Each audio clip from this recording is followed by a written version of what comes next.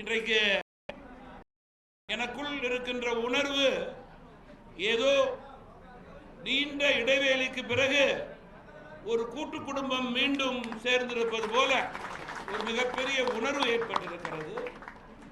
நண்பர்களே,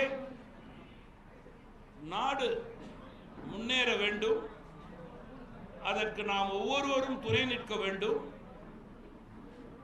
அது நம்முடைய கடமை. அந்த கடமையை முறையே சரியே செய்வோம் என்று உறுதி எடுத்துக் கொள்வோம். செய்திகளை உடனுக்குடன் தெரிந்து கொள்ள உடனே சப்ஸ்கிரைப் பண்ணுங்க.